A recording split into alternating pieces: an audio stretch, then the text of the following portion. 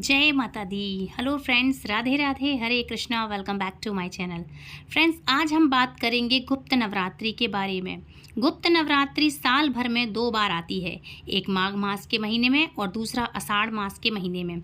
लेकिन गुप्त नवरात्रि की विशेष बात यह होती है कि इस नवरात्रि में अपने द्वारा रखे गए व्रत या पूजा पाठ को एकदम गुप्त रखा जाता है। जैसा कि मैंने पहले की वीडियो में भी बताया है कि गुप्त नवरात्रि में हमें गुप्त तरीके से कार्य करना चाहिए, इनकी गुप्त रूप से साधना करनी चाहिए। आज से हमारे इस चैनल पर गुप्त नवरात्रि की कथा और पूजा विधि वीडियो आपको हर दिन मिलेगी।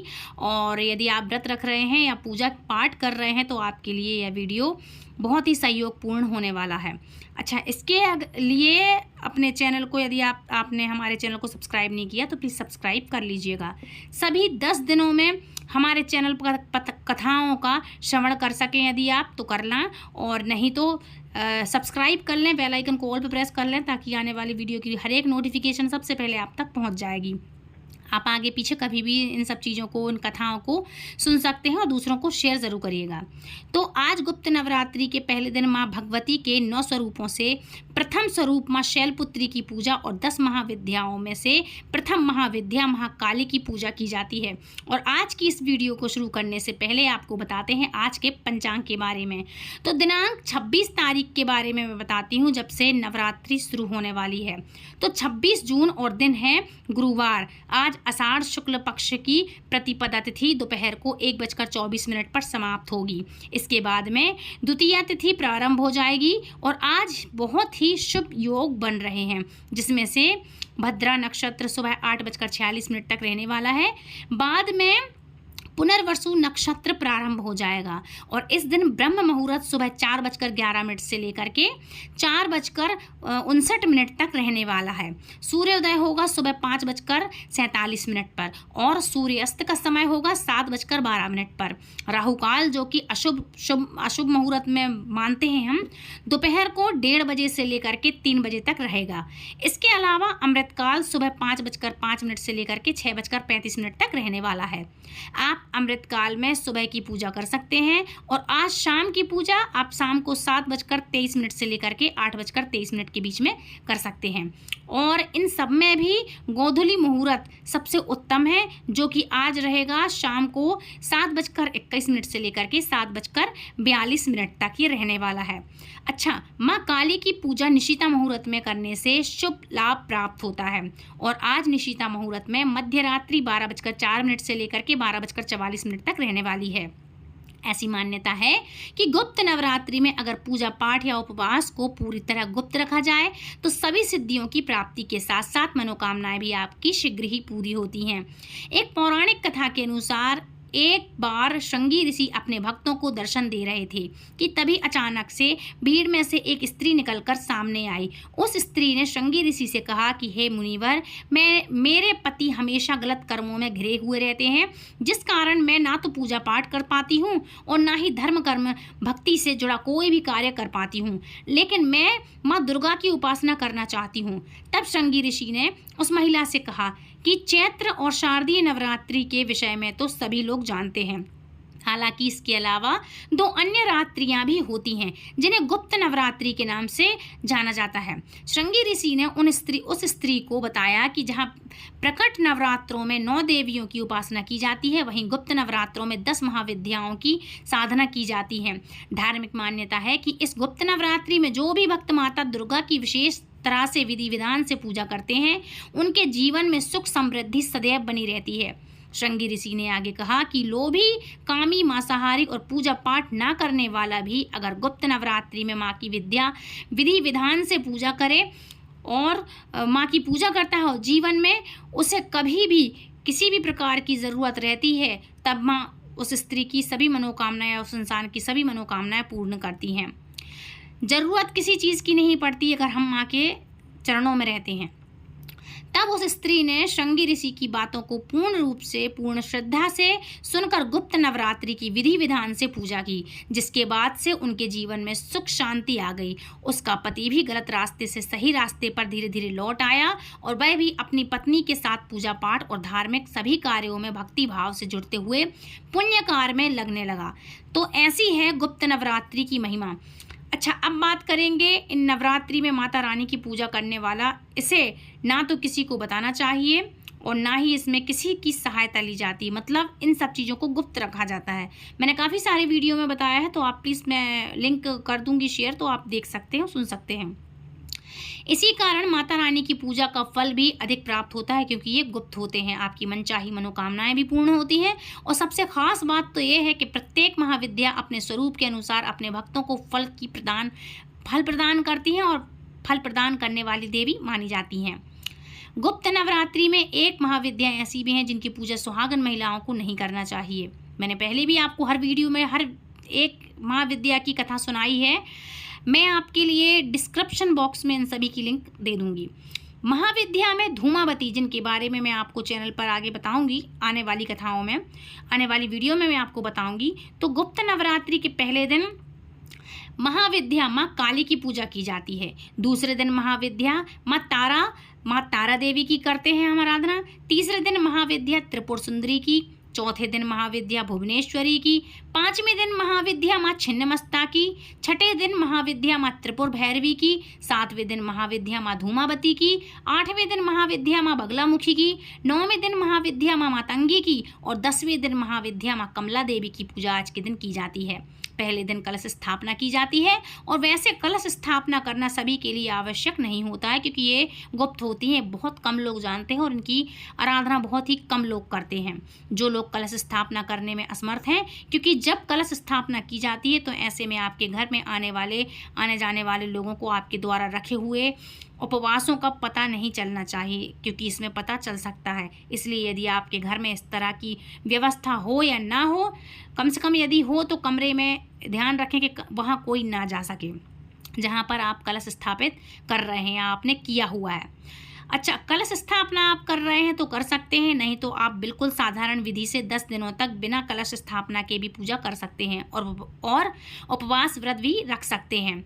अब आपको सुनाते हैं महाविद्या माँ काली की कथा, क्योंकि आज गुप्त नवरात्रि के पहले दिन माँ विद्या काली की पूजा की जाती है। तो काली की पूजा में ऐसे किन किन बातों को आपको ध्यान में रखना चाहिए और किस प्रकार माँ की पूजा करनी चाहिए। इसके अलावा यदि आप उपवास रखते हैं या रखने में असमर्थ हैं तो पूरे मन से पूरे दिन 10 महाविद्याओं में से माँ की पूजा आप 10 दिनों में नहीं कर सकते तो 10 सेकंड में भी आप कर सकते हैं।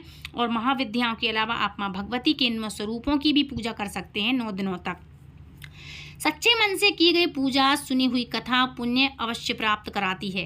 पौराणिक एक कथा के अनुसार एक बार दारुक नाम के राक्षस ने ब्रह्मा जी को प्रसन्न करके उनसे वरदान प्राप्त किया और फिर देवताओं और ब्राह्मणों को प्रताड़ित करना शुरू कर दिया और फिर स्वर्ग लोक पर भी अपना अधिकार जमा लिया। इसके बाद सभी देवता भगवान विष्णु और ब्रह्मा जी के पास गए थे और ब्रह्मा जी ने सभी देवताओं को बताया कि इस दुष्ट का संहार एक स्त्री ही कर सकती है। जिसके बाद सभी देवता भगवान शिव के पास गए और उन्होंने भगवान शिव को यह बताया कि जिनके बाद भगवान शिव ने माता पार्वती की ओर देखा।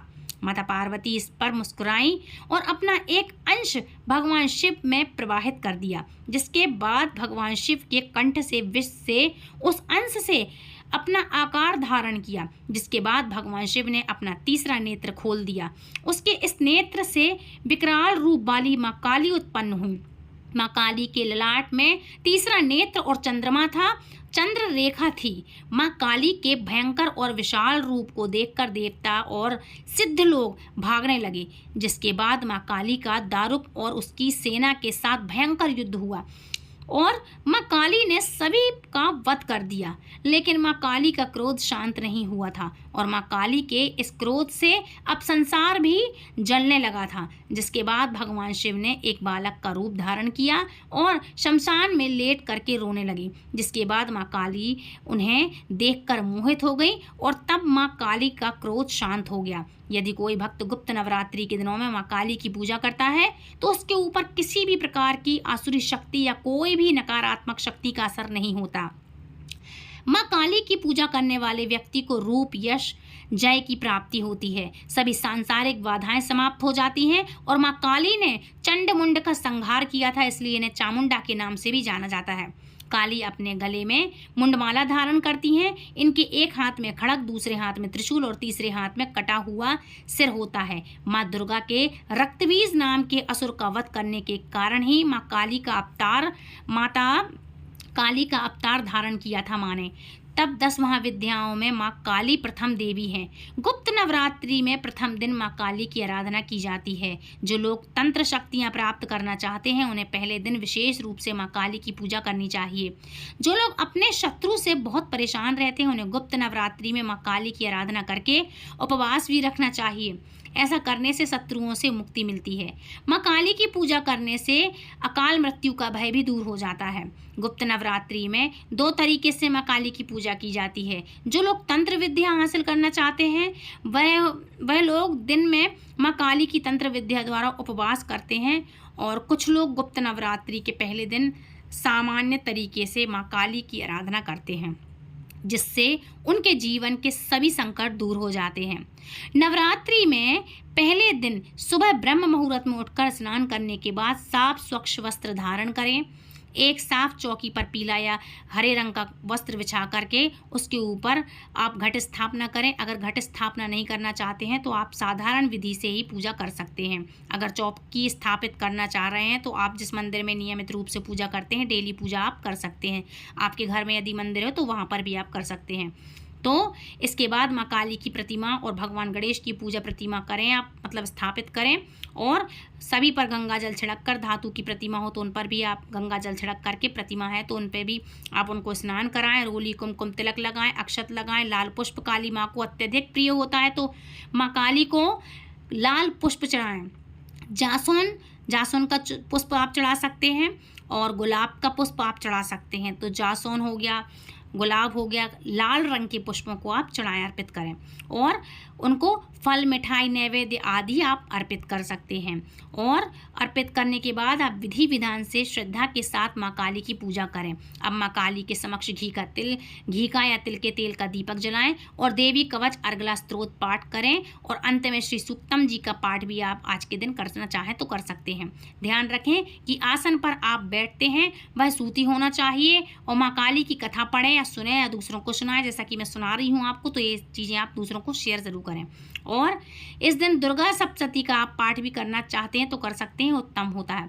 कथा के बाद सबसे अंत में कपूर जलाकर आरती करें और प्रसाद के रूप में माँ को मिठाई का भोग लगाएं। अगर आपके पास मिठाई नहीं है तो आप मौसमी फल या बताशे का, लौंग का, सुपारी का या इलायची का आप माँ को भोग लगा सकते हैं। पान का बीड़ा अर्पित कर सकते हैं। प्रसाद भी माँ काली को आप इन सब चीज़ों का अर्पित करें। और इतना ही नहीं, आप पूरे 10 दिनों में भी इसी भोग को आप भगवती या 10 महाविद्याओं को अलग अलग स्वरूपों में अर्पित कर सकते हैं। प्रसाद को केवल घर में ही बांटना चाहिए, क्योंकि ये गुप्त नवरात्रि है तो गुप्त तरीके से पूजा पाठ करें, और स्वयं भी प्रसाद ग्रहण करना चाहिए आपको। अच्छा, अंत में पूजा पाठ में कथा श्रवण करेंगे आप तो मंत्र जाप का उच्चारण आप करें तो कर सकते हैं, और इसमें मंत्र उच्चारण की हुई गलतियों के लिए आप सच्चे मन से क्षमा याचना भी करना आप चाहिए, ये करना चाहिए आपको। आज के दिन भर आपको उपवास रखना चाहिए, और इस नवरात्रि में आपको उन सभी नियमों को पालन करना चाहिए जो कि आप शारदीय या चैत्री नवरात्रियों में करते हैं। शाम के समय एक बार फलाहार कर सकते हैं। दिन के समय दूध, फल, चाय आदि ले सकते हैं। बाहर के पैकेट वाले जूस, इन सब चीज़ों का, फल है, फ्रूट्स है, चिप्स है, सेब है, इन सब चीज़ों का आप सेवन ना करें। पैकेट बंद चीज़ों का आप सेवन ना करें। इन सब चीज़ों का सेवन करने से बचें। घर के मतलब निकाले हुए शुद्ध जूस का ही आप सेवन कर सकते हैं। फलों को कटे हुए, बाहर के फल कटे हुए ना खाएं, घर में ही खाएं। और गुप्त रूप से किसी की भी सहायता करें आप, अगर आप करना चाहते हैं किसी की सहायता, सेवा करना चाहते हैं तो गुप्त रूप में करें। ये नहीं कि हमने करा और वीडियो बना ली, किया और हमने सबको बता दिया, अरे वाह वाह ही कर ली अपनी, ऐसा नहीं। गुप्त रूप से करना चाहिए। दान, धर्म, कर्म, जो भी आप अच्छे कार्य करें गुप्त रूप से करें। खास तौर पर छोटी कन्या को गुप्त रूप से आप दान की, भेंट की चीज़ें आप दे सकते हैं। ऐसी वस्तुओं का दान कर सकते हैं उनके, जैसे कि उनके काम की हो, उनके काम में आने वाली हो, जैसे किताबें हैं, पुस्तकें हैं, कपड़े हैं, जूते चप्पल हैं, इन सब चीज़ों का, छतरी है, इन सब चीज़ों का, जिनको जिस चीज़ की ज़रूरत है उन सब चीज़ों का आप दान कर सकते हैं। अब सुनिए माँ शैलपुत्री की कथा, जो हिमालय राज की पुत्री होने के कारण ही इन्हें शैलपुत्री कहा जाता है। माँ शैलपुत्री का स्वरूप बहुत ही शांत और सरल है। माँ शैलपुत्री के एक हाथ में त्रिशूल और दूसरे हाथ में कमल का पुष्प शोभायमान हो रहा है। नंदी बैल पर माँ सवार हैं और शैलपुत्री को वृषारूढ़ा और उमा के नाम से भी जाना जाता है। माँ शैलपुत्री के विषय में जानने से पहले उनके पुनर्जन्म की कथा को आपको पहले से ही पता होगा, क्योंकि ये सुनना अत्यंत ही आवश्यक है। दक्ष प्रजापति ब्रह्मा जी के मानस पुत्र थे और उनकी कई पुत्रियां थीं। सभी पुत्रियां गुणवती थीं, लेकिन दक्ष प्रजापति के मन में संतोष नहीं था। वे चाहते थे कि उनके घर में एक ऐसी पुत्री का जन्म हो जो सर्वगुण संपन्न और शक्ति संपन्न हो, सर्व विजयिनी हो। तथा प्रजापति दक्ष एक ऐसी ही पुत्री के लिए कठिन तप करने लगी। तप करते करते बहुत दिन बीत गए। तब भगवती स्वयं प्रकट होकर के भगवती ने कहा, राजन मैं तुम्हारे तप से प्रसन्न हूँ। मैं स्वयं पुत्री रूप में तुम्हारे यहाँ जन्म लूँगी। मेरा नाम उस समय सती होगा। मैं सती के रूप में जन्म लेकर अपनी लीलाओं का विस्तार करूँगी। और इस प्रकार भगवती आद्य ने सती रूप में दक्ष प्रजापति के यहाँ जन्म लिया। देवी सती प्रजापति दक्ष की सभी पुत्रियों में अलौकिक थी। उन्होंने बचपन में ही कई ऐसी अलौकिक कृत्य कर दिखाए थे जिन्हें देखकर स्वयं दक्ष प्रजापति को भी विस्मय होने लगा था। अच्छा, जब सती विवाह योग्य हो गई तो दक्ष उनके लिए वर ढूंढने की चिंता हुई उनको, और ब्रह्मा जी से परामर्श किया दक्ष जी ने कि ब्रह्मा जी ने कहा, देवी सती आलंदी का अवतार हैं, 10 अलौकिक विद्याओं का अवतार हैं और आदि शक्ति हैं, शिव आदि पुरुष हैं, इसलिए सती के विवाह के लिए शिव ही योग्य वर उचित हैं। तब प्रजापति दक्ष ने ब्रह्मा जी की बात मानकर देवी सती का विवाह भगवान शिव के साथ करा दिया। अब देवी सती कैलाश पर्वत में जाकर भगवान शिव के साथ रहने लगी। हालांकि भगवान शिव दक्ष प्रजापति के दामाद थे, फिर भी एक ऐसी घटना घटित हुई जिनके कारण दक्ष के हृदय में भगवान शिव के प्रति और विरोध और वैराग उत्पन्न हो गया। वह घटना कुछ इस प्रकार थी कि जैसा कि आप सभी लोग जानते हैं कि एक बार श्री ब्रह्मा जी ने धर्म के निरूप में के लिए एक विशाल सभा का आयोजन किया। सभी बड़े बड़े देवता सभा में एकत्रित हुए और भगवान शिव एक और ध्यान मग्न बैठे हुए थे। सभा मंडल में प्रजापति दक्ष का आगमन हुआ। दक्ष प्रजापति के आगमन होते ही सभी देवता तो उठकर खड़े हो गए, किंतु उस समय 2 लोग खड़े नहीं हुए, ब्रह्मा जी और स्वयं दूसरे दक्ष के दामाद जी, मतलब महादेव शिव जी।